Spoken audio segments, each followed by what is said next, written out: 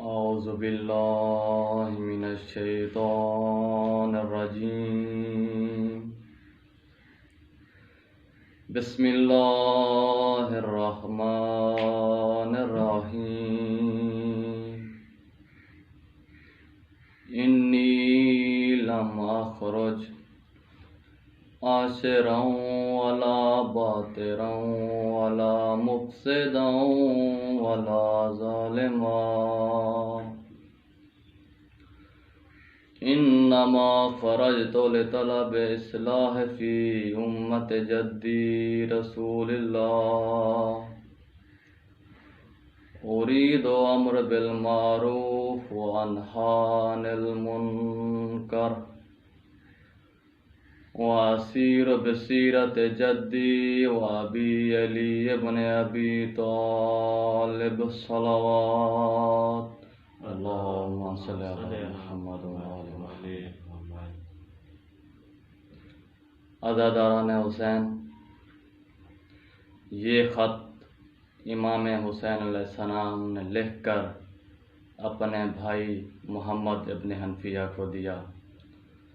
फरमाया कि मैं बागी बनकर, मुफ़सिद, फसाद फैलाने वाला बनकर और जुल्म करने वाला बनकर नहीं निकल रहा। इन्नमा अख़रजतु, बल्कि मैं निकल रहा हूँ अपनी उम्मत जद, उम्मत मुहम्मदिया की इस्लाह करने की खातिर। और मैंने इरादा किया है कि मैं अम्र बिल मारूफ़ व नाही अनिल मुनकर करूँ। और ये मेरी सीरत नहीं बल्कि मेरे जद और मेरे बाबा अली इब्न अबी तालिब की सीरत है। अज़ीज़ान तवज्जो फरमाएं कि जब भी दुनिया के अंदर कोई वाक़या व हादसा पेश आता है तो सबसे पहले उसकी वजह पूछी जाती है। उसकी वजह मालूम होना सबसे पहले होनी चाहिए कि आखिर इसका मकसद क्या था, इसकी वजह क्या थी, इमाम ने क़याम क्यों किया, अगर ना करते तो क्या होता और अगर किया तो क्या फ़ायदा मिला है। इसलिए करबला को समझने के लिए सबसे पहले इमाम के मकसद को समझना ज़रूरी है कि इसके अंदर क्या फ़लसफ़ा मौजूद है कि इमाम ने लोगों के साथ ना देने की वजह से क़याम किया। अगरचे अकेले थे फिर भी इमाम ने क़याम किया। आखिर क्या चीज़ थी कि जिसकी वजह से इमाम ने क़याम किया। दुनिया के अंदर काम दो तरह के होते हैं। एक वो काम होता है कि जिसके अंदर करीना मौजूद होता है और एक वो काम होता है जिसके अंदर करीना मौजूद नहीं होता। जिसके अंदर करीना मौजूद हो उस काम के इल्ल व असबाब पूछने की ज़रूरत ही नहीं पड़ती, बल्कि पूछने वाले को खुद ब खुद मालूम हो जाता है कि ये काम क्यों वक़ू पज़ीर हुआ। मिसाल के तौर पर अगर कोई शख्स पानी पीता है तो आप कभी उससे नहीं पूछेंगे कि आपने पानी क्यों पिया, क्योंकि ये हर इंसान जानता है कि पानी उस वक्त पिया जाता है कि जब इंसान को प्यास लगती है। अगर कोई खाना खाए तो आप उसे कभी नहीं पूछेंगे कि आपने खाना क्यों खाया, क्योंकि एक भूख एक करीना है कि जो इस काम के अंदर मौजूद है। इस करीने के ज़रिए आपने मालूम किया कि इस शख्स ने खाना क्यों खाया है, कि इसको भूख लगी हुई थी इसलिए इसने खाना खाया है। उसके बताए बगैर आप समझ जाएंगे। लेकिन एक वो काम होता है जिसके अंदर करीना मौजूद नहीं होता, उसकी असबाब व इल्ल पूछने की ज़रूरत पड़ती है। जिस तरह अगर कोई शख्स बाज़ार में जाए तो आपको मुकम्मल बात समझ में नहीं आएगी। बल्कि आप उससे पूछेंगे कि आप बाजार में क्या करने गए थे, क्यों किस काम के अंदर करीना मौजूद नहीं है। इमाम ने क्याम क्यों किया, ये पूछने की ज़रूरत है, क्योंकि इसके अंदर करीना मौजूद नहीं है। इससे आगाह होने की ज़रूरत है। जिस तरह एक मुरक्कब तामा होता है और एक मुरक्कब गैर तामा होता है। मुरक्कब तामा वो होता है कि जब बात कहने वाला कहकर खामोश हो जाए और सुनने वाले को कोई और तलब मौजूद ना हो, इसको मुरक्कब तामा कहते हैं। सामे को मुकम्मल तौर पर बात समझ में आ जाए। जिस तरह मैंने आपको मिसाल दी है, अगर कोई पानी पीता है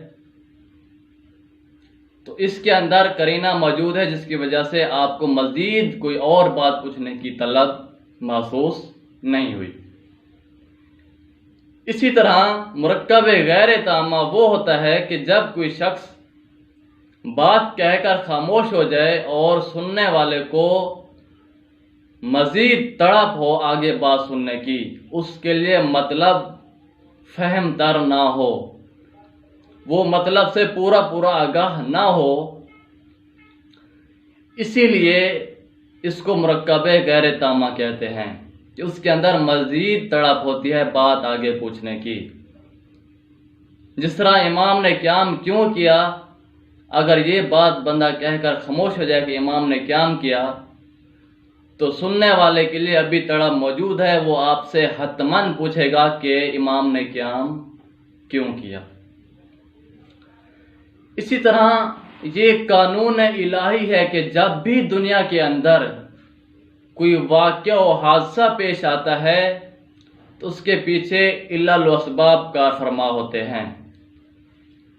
कोई काम दुनिया के अंदर ऐसा वाक़या नहीं हुआ कि जिसके पीछे इल्लल व असबाब ना हो, लेकिन ये मुख्तलिफ तरह के होते हैं। कुछ इल्लल व असबाब काबिल तालीम व तअल्लुम होते हैं, वो पढ़े भी जा सकते हैं और पढ़ाए भी जा सकते हैं, लेकिन कुछ असबाब काबिल तालीम व तअल्लुम नहीं होते, जिस तरह मौजज़ा होता है।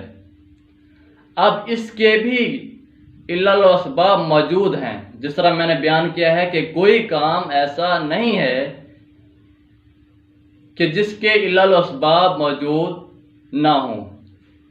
अगर कोई काम दुनिया में ऐसा हो कि जिसके इल्लल व असबाब ना हो तो ये कानून इलाही के खिलाफ बात है। हतमन असबाब व इल्लल होंगे, लेकिन किस्में दो हैं। कुछ असबाब तालीम व तअल्लुम होते हैं और कुछ असबाब गैर तालीम व तअल्लुम होते हैं। तालीम व तअल्लुम जिस तरह एक जादूगर होता है, अगर कोई आपको जादू दिखाता है तो इसके असबाब जो है काबिल तालीम व तअल्लुम हैं। आप पढ़ भी सकते हैं, सीख भी सकते हैं और उस काम को आप भी कर सकते हैं। लेकिन जो मौजज़ा है कि जो सिर्फ अंबिया को खसूसी अम्र इलाही है, उसके असबाब व इल्लल इंसान के लिए काबिल तालीम व तअल्लुम नहीं है। जिस तरह कि हज़रत याहया ने पहाड़ से एक ऊँटनी निकाली मौजे के तौर पर, तो किसी शख्स ने यह तकाजा नहीं किया कि ये काम आप मुझे भी सिखाएं, क्योंकि उसके लिए सीखना नामुमकिन है, ये काबिल तालीम व तअल्लुम नहीं है। लेकिन करबला के अंदर जो इमाम हुसैन ने क्याम किया, उसके असबाब व इल्लल काबिल तालीम व तअल्लुम है, क्योंकि ये क्याम इंसानियत के लिए था। अगर इसके असबाब व इल्लल हमारे लिए काबिल तालीम व तअल्लुम ना हो तो नाउज़ बिल्लाह इमाम के क्याम करने को कोई फ़ायदा भी नहीं है। जो काम इंसानियत के लिए हो और इंसानियत के करतूतों की वजह से वो अंजाम पजीर हुई हो, उसके असबाब व इल्लल काबिल तालीम व तअल्लुम होते हैं। बाज़ाहिर करबला एक छोटी सी जंग है, लेकिन अगर इसकी हकीकत देखी जाए तो ये एक बहुत गहरा और अमीक समंदर है कि जिसकी तफसीर कभी ख़त्म नहीं हो सकती। तारीख के अंदर ऐसी जंगें भी गुजरी हैं कि जिनका दौरानिया 40 साल तक गुजरा है, लेकिन उनके अंदर ऐसी वुसअत और गहराई मौजूद नहीं है। जिस तरह तारीख में एक जंग बयान की जाती है कि अरब के कबीले का एक आदमी टिड्डी का शिकार कर रहा था, तो इसी असना में वो जब शिकार कर रहा था तो वो टिड्डी किसी दूसरे कबीले के फर्द के खैमे में चली गई। तो ये शख्स गया और उससे कहा कि मेरा शिकार मुझे वापस कर दो। तो खैमे वाले शख्स ने उससे कहा कि जो भी मेहमान हमारे यहाँ पनाह ले, हम उसे दुश्मन के हवाले नहीं करते, क्योंकि मेहमानदारी अरबों में एक बहुत बड़ा एजाज़ था। वो अपने मेहमानों का बहुत एहतराम करते थे, हत्ता कि वो एक टिड्डी को भी उसके शिकारी के हवाले नहीं करना चाहता था। इसी बात पर दोनों के दरमियान लड़ाई हो गई, तो उनमें से एक ने नेज़ा उठाकर दूसरे को मार दिया। इसी तरह ये दोनों कबाइल के दरमियान जंग शुरू हो गई, जिसका दौरानिया 40 साल तक रहा। 40 साल तक दोनों कबीले एक दूसरे की नस्ल कुशी करते रहे, बहुत से अफराद कत्ल हुए, लेकिन इस 40 साल के अंदर इतनी वुसअत नहीं है जितनी चंद घंटों की जंग के अंदर वुसअत है। अगर इस 40 साल की जंग के अंदर बोला जाए तो 5-10 मिनट से ज़्यादा मवाद नहीं है, बस एक टिड्डी और 2 आदमी। लेकिन जो चंद घंटों की जंग है जो इमाम हुसैन अलैहिस्सलाम ने करबला के अंदर कायम की, उसके अंदर ऐसी वुसअत और गहराई है कि उसकी तफसीर ख़त्म नहीं हो सकती। क्योंकि जंगें भी 2 तरह की होती हैं। एक जंग वो होती है कि जिसका दौरानिया बस वक्त के साथ मुअय्यन होता है, जिस तरह वो 40 साल की जंग थी, उसका दौरानिया और उसका इल्म और उसके असबाब सिर्फ वक्त ख़ास के साथ मुअय्यन थे। उससे आगे किसी इंसानियत का उसके साथ कोई सरोकार नहीं था। लेकिन जो इमाम हुसैन अलैहिस्सलाम ने जो करबला के अंदर क़याम किया, वो सिर्फ वक्त ख़ास के साथ मुअय्यन नहीं था, बल्कि हर आने वाले ज़माने के साथ हर नस्ल का, हर इंसानियत का उस असबाब के साथ सरोकार होना है कि अगर उस ज़माने में यजीद मौजूद था तो इमाम ने क़याम किया। अब यजीद हर ज़माने में मौजूद है तो हर हुसैनी को क़याम भी करना पड़ेगा। इसलिए इस जंग के अंदर ऐसी वुसअत और गहराई पाई जाती है। क़याम करबला के मकसद को बयान करने के लिए अशद मुताले की ज़रूरत है, क्योंकि गहरे समंदर में उतरने के लिए मुताले की ज़रूरत होती है। अगर किसी ने किसी को सही बताना है तो ये शर्त है। तो जो फरमाएं कि अगर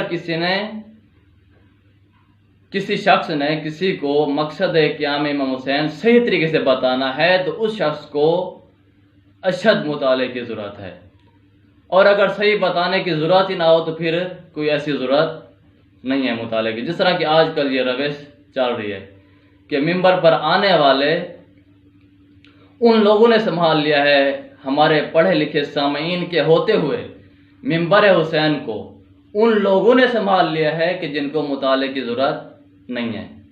ना ये कि वो ज़्यादा पढ़े लिखे हैं, बल्कि हमारी इस रस्म और रिवाज कि जो हमने इसको इतना तहरीफ कर दिया है कि पढ़ने वाला जो कुछ कहता रहे, हम सिर्फ वाह वाह के अलावा कोई बात नहीं करते। इसलिए ऐसे शख्स को मुताले करने की ज़रूरत ही नहीं पड़ती, क्योंकि जब सामीन बग़ैर पढ़े उस खतीब की बग़ैर मेहनत पर भारी मुआवजा देकर खुश हैं, फिर उस खतीब को ज़्यादा मेहनत करने की क्या ज़रूरत है? फिर वो ऐसे ही आ सकता है। जिस तरह मैं आपको एक मिसाल दूं कि एक जाकिर साहब मिंबर पर जा रहे थे तो उनसे मजलिस के बानी साहब ने तकाजा किया कि आज इमाम रज़ा अलैहिस्सलाम के नाम पर मजलिस पढ़ें। तो उस खतीब ने बानी से कहा कि बस मुझे इतना बता दें कि इमाम रज़ा अलैहिस्सलाम तलवार से शहीद हुए थे या जहर से, आगे मैं अपने गरीब की मेहनत कर लूँगा।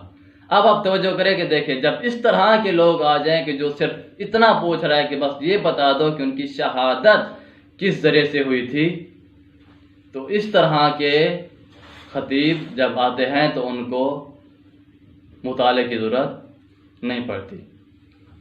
इस वक्त हर इंसान ने अपनी अलग करबला बना ली है, जिसके अंदर जितनी वुस्अत कल्बी थी, जिसके अंदर जितना बड़ा ज़र्फ था, उसने उतना अपनी करबला बना ली है। क्योंकि करबला एक समंदर की मानद है।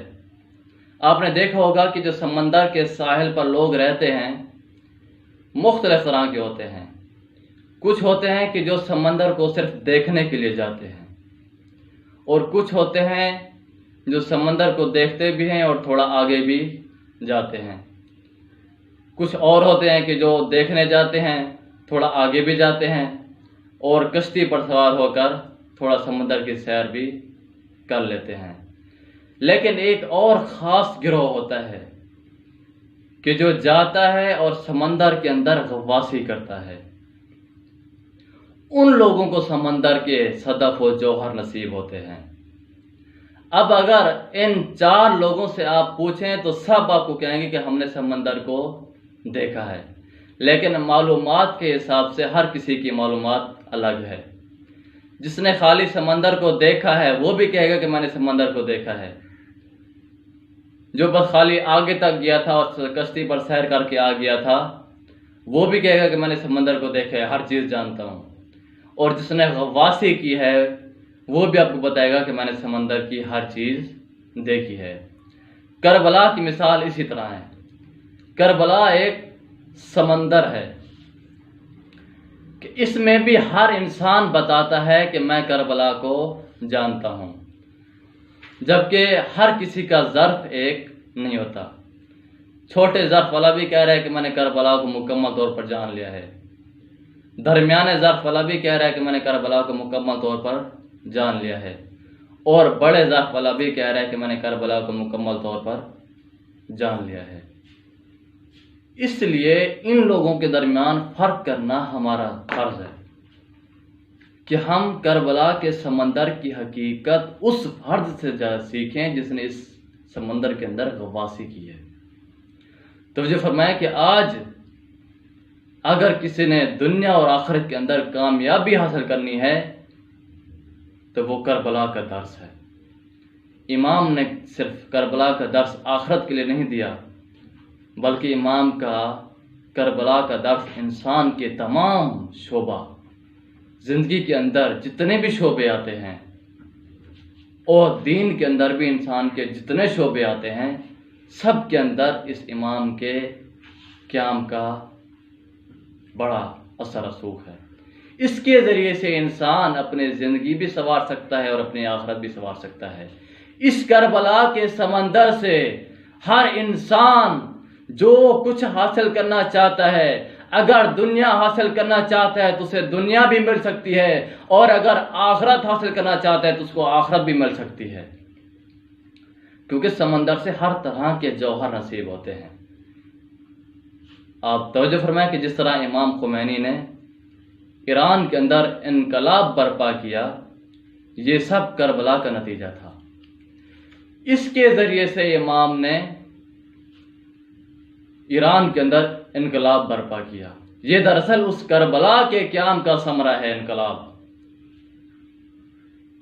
दर्द इंसान को खुमैनी बनाता है, दर्स खुमैनी नहीं बनाता। तो जो फरमाएं कि जिस क्लास के अंदर इमाम खुमैनी पढ़ते थे, उस क्लास का उस्ताद भी एक था, उस क्लास का निसाब भी एक था, उस क्लास में बैठने की जगह भी एक थी, उस क्लास में और वो सारा माहौल और पूरा मदरसा भी एक था। लेकिन खुमैनी एक बना है। क्यों? कि इनके अंदर दीन का दर्द था। ये दीन के नासिर थे, बाकी दीन के मंसूर थे। ये दीन को मदद पहुंचाने वाले थे, बाकी दीन से मदद लेने वाले थे। कोई दीन से शोहरत लेना चाहता था, कोई दीन से माल लेना चाहता था, कोई दीन से दुनिया कमाना चाहता था। जब नासूर दीन को मिल जाए तो दीन की साख को चाट लेते हैं। अब देखें कि क्यों एक खुमैनी बना है, बाकी क्यों नहीं बने। क्या इनको अलग दर्स पढ़ाया जाता था या इनके लिए कोई खसूसी उस्ताद आते थे? नहीं, ज़र्फ की बात है। आपने मिसाल सुनी होगी ना कि प्याले की, कि जब बारिश आती है ना, बारिश हर जगह पर यकसां बरसती है। किसी जगह पर ऐसा नहीं हुआ कि एक इलाके के अंदर जब बारिश बरस रही हो किसी जगह पर कम हो, किसी जगह पर ज्यादा हो। नहीं, बारिश हमेशा बराबर होती है। इसी तरह रहमत इलाही भी इंसानियत पर, कौम व मिल्लत पर बराबर बरस रही होती है। लेकिन रहमत इलाही के शामिल हाल सिर्फ एक फर्द होता है, बाकी क्यों नहीं होते। इस बात पर जब हम तवज्जो कर लें तो हमें इसके असबाब व इल्लल मालूम हो जाएंगे। प्याले की मिसाल दे रहा था कि वो ये होता है कि जब बारिश आती है तो कुछ प्याले फुल भर जाते हैं और कुछ प्याले खाली होते हैं। जो खाली होते हैं वो खाली क्यों हैं? क्या उन पर बारिश नहीं बरस रही थी? वजह क्या थी? वजह ये थी कि वह प्याले उल्टे पड़े थे। इसी तरह जब रहमत इलाही नाजिल होती है, जिनके प्याले सीधे होते हैं उनके दिल मुनव्वर हो जाते हैं, वो दीन के नासिर बन जाते हैं, उनके दिलों में दीन का दर्द भर जाता है। लेकिन जिनके प्याले उल्टे होते हैं उन्हें कुछ भी हासिल नहीं होता। ये सब नियत पर है। अगर इंसान अपनी नियत ठीक कर ले तो उसका ज़र्फ बड़ा हो जाता है, उसकी वसअत क़ल्बी और तेज हो जाती है। इसी तरह इमाम खुमैनी खसूसी रहमत इलाही के शामिल हाल हुए कि खुदा ने इनके दिल को अपने नूर से मुनव्वर कर दिया, क्योंकि ये दीन के नासिर थे। अल्लाह ताला का फरमान है कि अगर आप मेरे दीन में एक कदम उठाओ तो 10 कदम मैं उठाऊंगा। जब इमाम खुमैनी ने खलूस नीयत के साथ दीन के अंदर एक कदम उठाया तो उसकी मदद के लिए 10 कदम रहमत इलाही के थे। लेकिन जो दीन की मदद करने की बजाय मदद लेना चाहता हो, वो दीन को 10 कदम आगे बढ़ाने के बजाय 10 कदम मजीद पीछे कर देता है। क्योंकि दुनिया इंसान को तबाह कर देती है, इसका मुकाबला कोई भी नहीं कर सकता। इस वक्त आज के ज़माने में हमें करबला के मंजर को आईना बनाकर आज के माहौल और अपनी तस्वीर को उस करबला के आईने में देखना चाहिए कि आया आज के ज़माने में हम इमाम हुसैन के साथ हैं या यजीद के साथ हैं। आज के ज़माने में रहकर हम करबलाई हैं या किसी और तबके से हैं। कोई अपने ईमान से दावे से कह सकता है कि जो अपने इस ज़माने में तागूत के साए में रहकर नाखुश हो? सब राजी बैठे हैं, सारा साल हुसैन हुसैन करते हैं, गम हुसैन मनाते हैं, लेकिन अपने सर पर नहीं देखते कि कौन बैठा हुआ है। मजलिसें कराते हैं कि इमाम ने क़याम किया कि सर पर यजीद मुसल्लत हो गया था, लेकिन आज के ज़माने में अपने सर पर नहीं देखते कि हमारे सर पर कौन बैठा है। आया वारिस हुसैन बैठा है या वारिस यजीद बैठा है।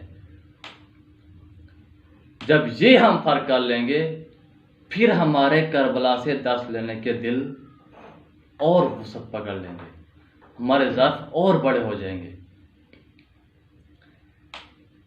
इंसान को इस राह में कदम उठाने की ज़रूरत है। जो कदम ही ना उठाए, इस ज़माने में अपने ज़ीद के साए में रहकर खुश हो और चाहे मजलिस हुसैन कराता रहे, इस मजलिस का कोई फ़ायदा नहीं है। ऐसे इंसान दीन को कोई फायदा नहीं पहुंचा सकते। आज क्यों इस जमाने में यजीद के सह के नीचे रहकर खुश हैं? क्योंकि मिंबर पर आकर इन लोगों ने आवाम को बताया ही नहीं है कि तुम्हारे सर पर कौन है और आज तुम्हारी जिम्मेदारी क्या बनती है। तो जो फरमाएं कि आज के ज़माने में अगर आज आकर बताया कि तुम्हारे सर पर यजीद मुसल्लत है, इसके खिलाफ उठकर क़याम करो, तो उस शख्स का नाम रूहुल्लाह मूसवी खुमैनी है, जिसने दोबारा आकर करबला का आगाज किया। इसी तरह करबला से दर्स लेकर दोबारा करबला का आगाज करने की जरूरत है। इमाम खुमैनी ने आकर बताया कि तुम जिस चीज पर अमल कर रहे हो यह अभी दीन नहीं है। तुम जो अपने आप को करबलाई कह रहे हो, अभी तुम करबलाई नहीं हो।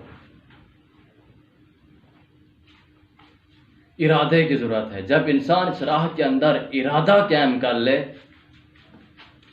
ना टूटने वाला इरादा, मजबूत इरादा बना ले, फिर वो अपने मकसद और हदफ के अंदर सफर तय कर सकता है। लेकिन जिसने इरादा ही ना किया हो, वो दीन के अंदर एक कदम भी उठाने की ताकत नहीं रखता। जिस शख्स के अंदर भी कुव्वत इरादी पैदा हो जाए, उस शख्स का नाम रूहुल्लाह मूसवी खुमैनी है। आज के जमाने में जिस शख्स के अंदर कुव्वत इरादी पैदा हुई थी, वो सब जानते हैं कि वो कौन है, और इस कुव्वत इरादी को पाए तकमील तक पहुंचा कर दिखाया। विलायत को नाफिज करके दिखाया। लेकिन आज लोगों ने विलायत को छोड़ा है ताकि दुनिया को कमा लें, क्योंकि विलायत का रास्ता आसान नहीं है। विलायत पर चलने वाले शख्स का हाल वही होता है जिस तरह करबला के अंदर 72 का हुआ था।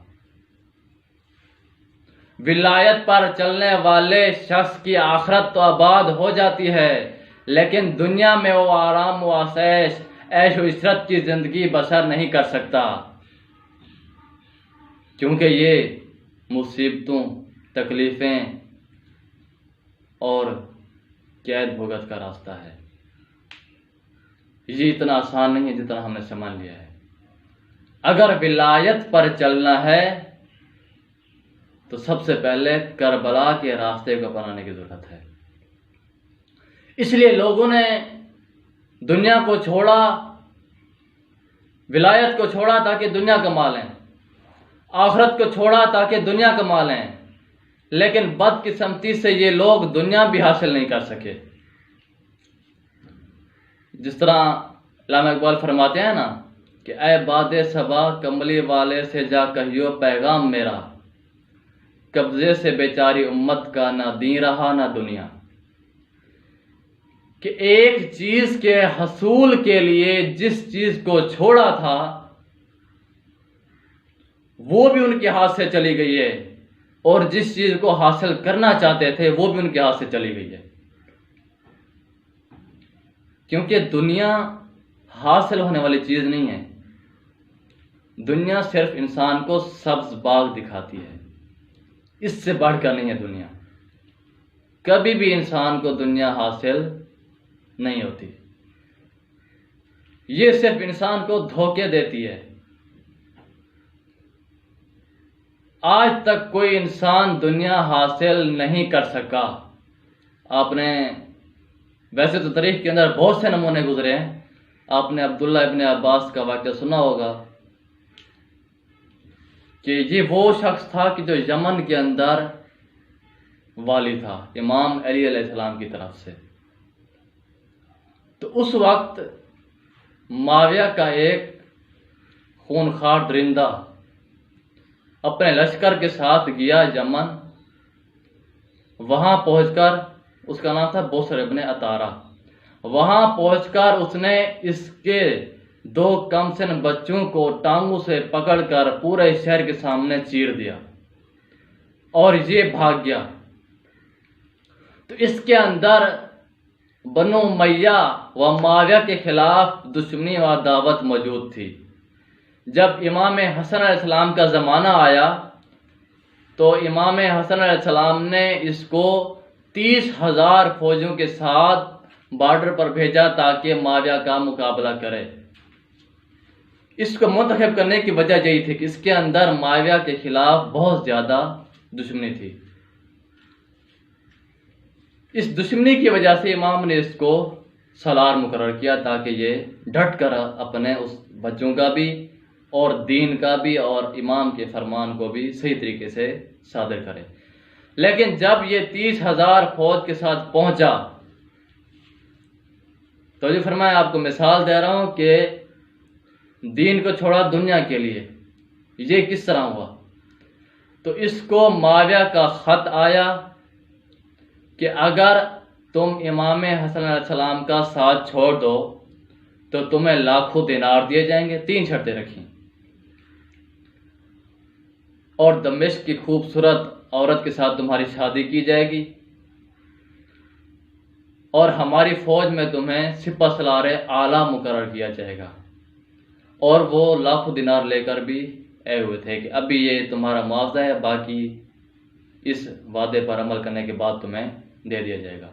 तो ये शख्स जिसको इमाम ने मुकर्रर किया था 30,000 फौजियों के साथ मुआविया के साथ मिल गया।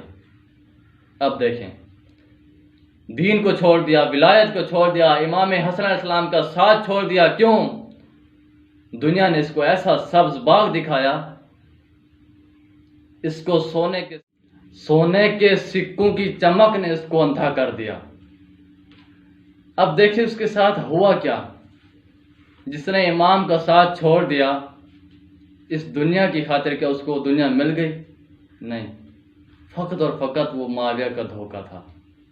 उसको कुछ भी नहीं मिला था, ना उसको सोने के सिक्के मिले थे, ना उसको कमांडर बनाया था, और ना ही दमिश्क की खूबसूरत औरत के साथ उसकी शादी हुई थी। कुछ भी हासिल नहीं हुआ।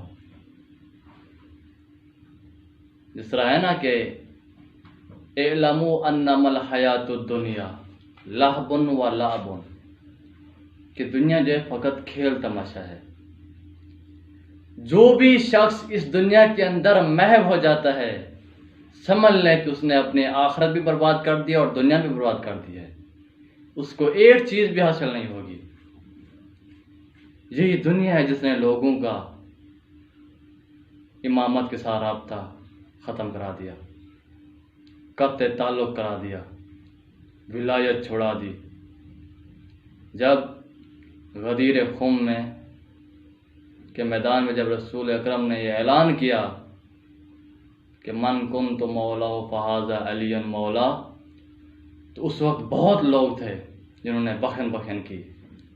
बखन बखन अरबी में वाह वाह को कहते हैं। वाह वाह करने वाले बहुत थे। इमाम अली अलैहिस्सलाम के हम्द व सना में शेर व शायरी लिखने वाले बहुत थे, जिनमें एक मारूफ शायर हिसान इब्न साबित, इसने इमाम की मद में एक कसीदा लिखा और रसूल अकरम से इजाज़त चाही कि मैं आपको एक कसीदा सुनाना चाहता हूँ। तो रसूल अकरम ने इजाज़त दी और उसने वो कसीदा सुनाया। रसूल अकरम ने उसकी बहुत तारीफ़ की कि बहुत अच्छा लिखा है। इस तरह वाह वाह करने वाले बहुत थे। लेकिन 2 महीने 10 दिन बाद, 70 दिन बाद ये वाह वाह करने वाले इमाम अली अलैहिस्सलाम की विलायत को छोड़कर इमाम अली अलैहिस्सलाम को अपने हक से महरूम करके सकीफ़ा बनी सादा में जाकर एक मीटिंग रखी, जिसका उन्वान भी यही था, विलायत अली से दूरी और रसूल अकरम का जानशीन मुकर्रर करना। जब उन्होंने वहाँ पर खलीफा मुकर्रर कर लिया, फिर मस्जिद में आकर लोगों से आम बैयत ली। बैत करने के बाद एक दस्ता इमाम अली अलैहिस्सलाम के घर भेजा गया कि जाकर उनसे बैयत लेकर आएं।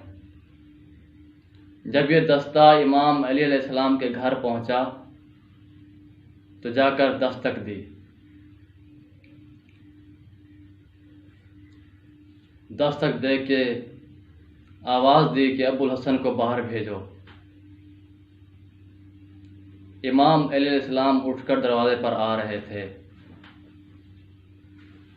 कि हज़रत ज़हरा ने कहा कि आप बैठे, मैं जाती हूँ, अभी मैं हूँ मुदाफ़े विलायत।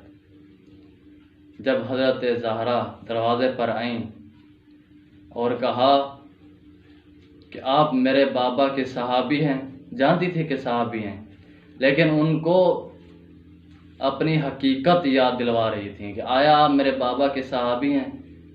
फिर कहा कि अबुल हसन को बाहर भेजो, नहीं तो हम दरवाजे को आग लगा देंगे। हज़रत ज़हरा ने कहा, जानते हो ये कौन सा दरवाज़ा है जिसमें हजूर अकरम अपनी ज़िंदगी में आकर इस दरवाज़े पर आते और सलाम कहते और बग़ैर इजाज़त घर के अंदर दाखिल नहीं होते थे, और आप लोग कह रहे हो कि हम दरवाज़े को आग लगा देंगे।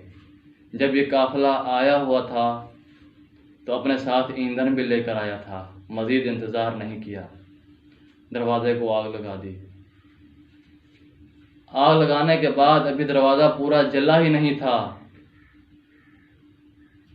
कि दरवाजे को ठोकर लगा के गिरा दिया। दरवाजे का गिरना था कि पहलुए ज़हरा पर जा गिरा और दरवाजे के अंदर मौजूद मीख पहलुए ज़हरा में पेवस्त हो गया। उस वक्त हज़रत ज़हरा ने कहा, इलैया इलैया या फ़िज़्ज़ा, जल्दी आओ फ़िज़्ज़ा। जब हज़रत फ़िज़्ज़ा आई, कहा कि फ़िज़्ज़ा अपने कान मेरे मुंह के करीब लाओ। कहा कि अली को मालूम ना होने पाए कि ज़हरा ज़ख्मी हो गई हैं। ये लाइन घर के अंदर गए और इमाम अली अलैहिस्सलाम की गर्दन में रस्सी डाली। किसी लाइन का हाथ रस्सी में था, किसी का हाथ इमाम के बालों में था, किसी का हाथ इमाम के गिरेबान में था।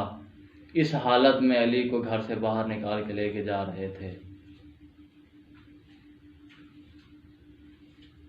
जब ये लाइन लेकर जा रहे थे तो हज़रत ज़हरा ने इमाम अली अलैहिस्सलाम के दामन को अपने हाथ से थाम लिया। कहा कि जब तक ज़हरा ज़िंदा है अली को नहीं ले जाने पाओगे। उस लाइन ने रस्सी को ज़ोर से खींचा ताकि हज़रत ज़हरा का हाथ छूट जाए, लेकिन जब देखा कि हज़रत ज़हरा ज़मीन पर घसीटती चली आ रही हैं, हाथ नहीं छूट रहा, तो एक लाइन ने दूसरे लाइन की कमरबंद से ताज़ियाना निकाला। ताज़ियाना निकाल कर हवा में लहरा कर इस कदर दस्ते ज़हरा पर मारा कि हाथ पर नीले रंग का ज़ख्म हो गया, निशान पड़ गए और दस्ते ज़हरा दामन अली से छूट गया।